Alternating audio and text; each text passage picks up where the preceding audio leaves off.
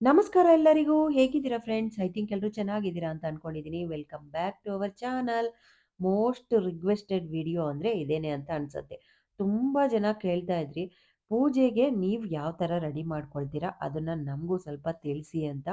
ತುಂಬ ಲಾಗ್ಗಳಲ್ಲಿ ನಾನು ಇದ್ರ ಬಗ್ಗೆ ತಿಳಿಸ್ತಾ ಇರ್ತೀನಿ. ಸೊ ತುಂಬ ಜನ ನೋಡಿಲ್ಲ ಅಂದರು ಮತ್ತೆ ಮತ್ತೆ ಕಮೆಂಟ್ ಮಾಡ್ತಾ ಇರ್ತೀರಾ. ಆ್ಯಕ್ಚುಲಿ ಇದು ಆಷಾಢ ಶುಕ್ರವಾರದ ಮೊದಲ ಶುಕ್ರವಾರಕ್ಕೆ ನಾನು ರೆಡಿ ಮಾಡ್ಕೊಳ್ತಾ ಇರೋದು. ಹಿಂದಿನ ದಿನ ಅಂದರೆ ಗುರುವಾರ ಇಡೀ ದೇವರ ಮನೆ ಎಲ್ಲ ಒಂದು ರೌಂಡು ಪೂರ್ತಿಯಾಗಿ ತೆಗಿತೀನಿ.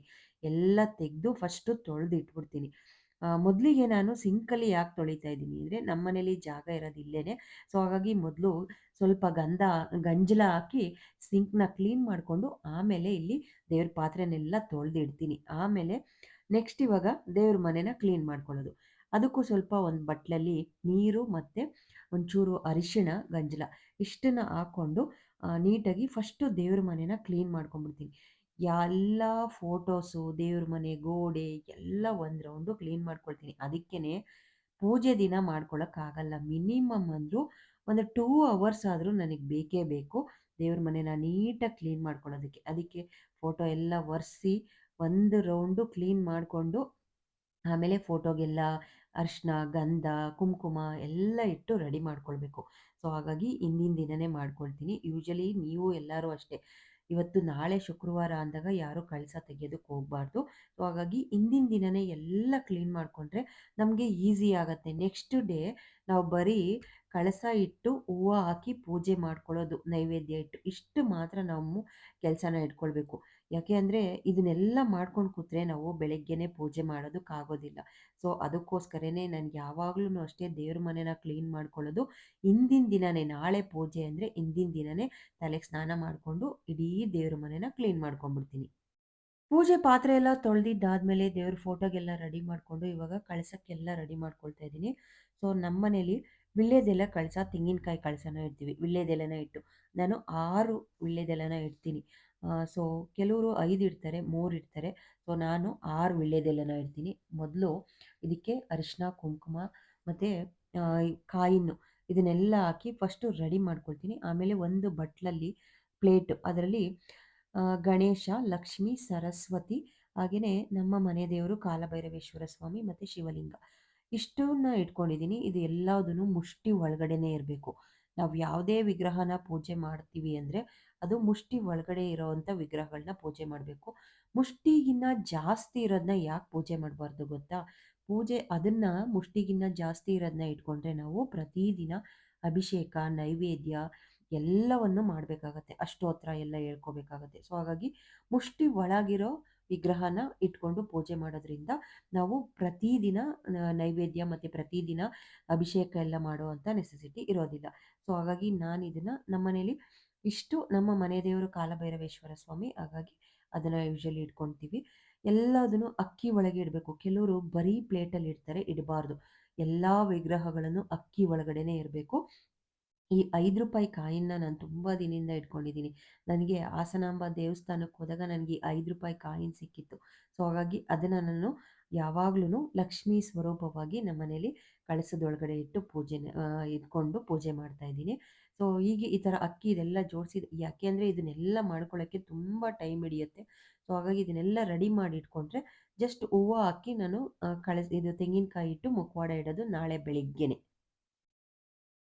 ಇದು ಬಂದು ಶುಕ್ರವಾರ ಬೆಳಿಗ್ಗೆನೇ ಬೇಗ ಎದ್ದು ನಾನು ಸ್ನಾನ ಮಾಡಿ ಸೀರೆ ಉಟ್ಕೊಂಡು ಪೂಜೆ ಮಾಡ್ತೀನಿ. ಯೂಶಲಿ ಪೂಜೆ ಮಾಡುವಾಗ ನಾನು ಸೀರೆ ಉಟ್ಕೊಂಡೇ ಪೂಜೆ ಮಾಡ್ತೀನಿ. ಅದು ನನಗಿಷ್ಟ ಕೂಡ.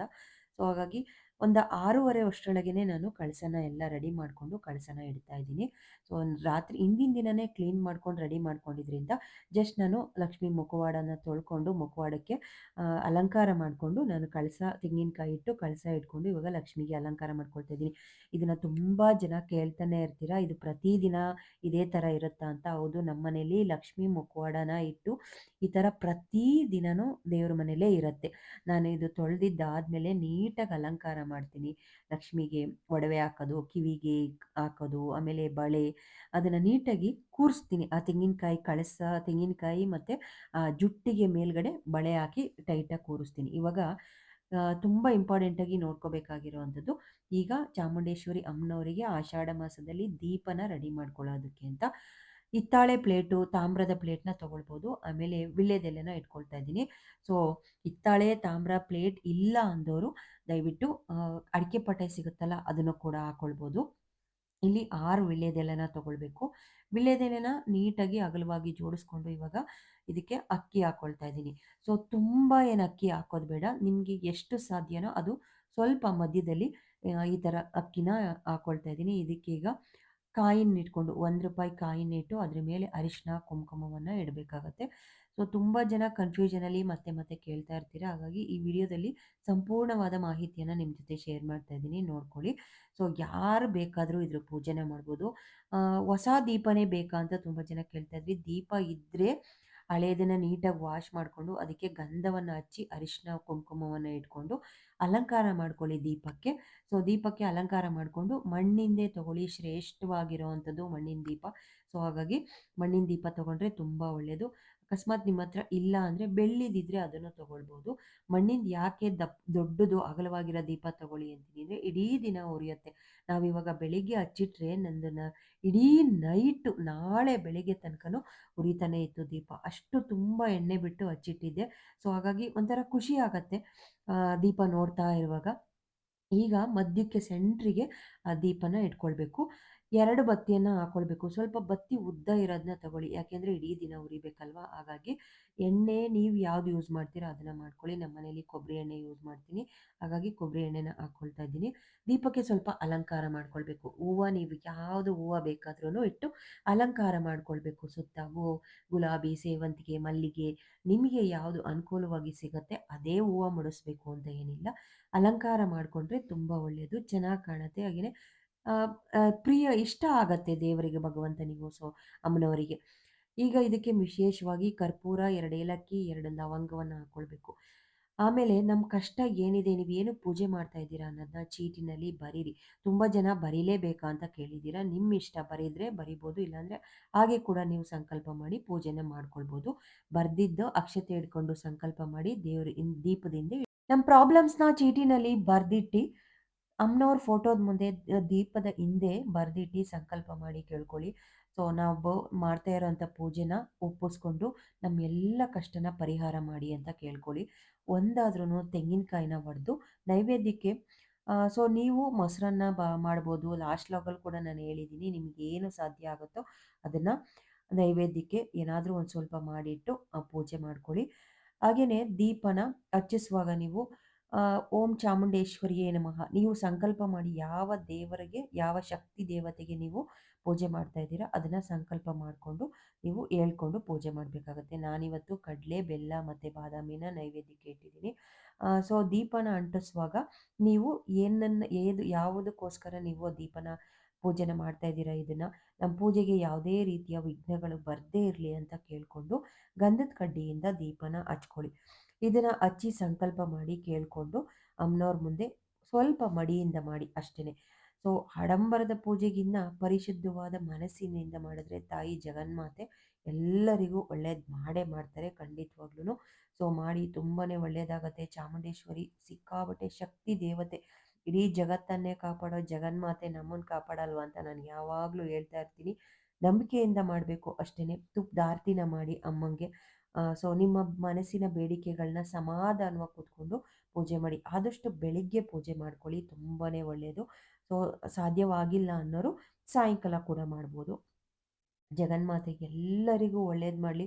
ತುಂಬ ಜನ ಇದ್ರ ಬಗ್ಗೆ ಕನ್ಫ್ಯೂಷನಲ್ಲಿ ತುಂಬ ಜನ ಕಮೆಂಟ್ನ ಮಾಡ್ತಾ ಇದ್ದೀರಾ. ಕಮೆಂಟಿಗೆ ರಿಪ್ಲೈ ಮಾಡೋಕ್ಕಾಗಿಲ್ಲ ಅಂದವರು ಬೇಜಾರು ಮಾಡ್ಕೊಳ್ಬೇಡಿ. ಸೊ, ಬ್ಯುಸಿ ಇರೋ ಕಾರಣ ಒಂದೆರಡು ದಿನ ಲೇಟ್ ಆಗ್ಬೋದು. ಖಂಡಿತವಾಗ್ಲೂ ನಿಮ್ಮೆಲ್ಲರಿಗೂ ರಿಪ್ಲೈ ಮಾಡ್ತೀನಿ. 4 ಶುಕ್ರವಾರ ಸಿಗುತ್ತೆ. 4 ಶುಕ್ರವಾರದಲ್ಲಿ ಯಾವಾಗ ಸಾಧ್ಯ ಆಗುತ್ತೋ 2 ದಿನ ಆದ್ರೂ ಮಾಡ್ಕೊಳ್ಳಿ. ಸೊ, ಪೀರಿಯಡ್ಸ್ ಆದರೆ ತುಂಬ ತಲೆ ಕೆಡಿಸ್ಕೊಳ್ಳೋದಕ್ಕೆ ಹೋಗಬೇಡಿ. ಜಗನ್ಮಾತೆನೂ ಕೂಡ ಹೆಣ್ಣಾಗಿರೋದ್ರಿಂದ ಅದರ ನೆಕ್ಸ್ಟ್ ವಾರ ಕಂಟಿನ್ಯೂ ಮಾಡಿ. 2 ವಾರ ಆದ್ರೂ ಸಾಧ್ಯವಾದರೆ ಮಾಡಿ. ಜಗನ್ಮಾತೆ ನಿಮ್ಮೆಲ್ಲರಿಗೂ ಒಳ್ಳೇದು ಮಾಡಲಿ ತಾಯಿ ನನ್ನಮ್ಮ. ಸೊ, ಸಂಕಲ್ಪ ಮಾಡಿ ಪೂಜೆ ಮಾಡಿ. ನೀವೇನೆಲ್ಲ ಅಂದ್ಕೊಂಡಿರ್ತೀರೋ, ನಿಮಗೆ ನೀವು ಏನರ ಬಗ್ಗೆ ಪೂಜೆ ಮಾಡ್ತಾ ಇದ್ದೀರೋ ಅದು ನೀವು ಒಳ್ಳೆ ಮನಸ್ಸಿಂದ ಪೂಜೆ ಮಾಡಿದ್ರೆ ಖಂಡಿತವಾಗ್ಲೂ ನೆರವೇರಿಸ್ತಾರೆ.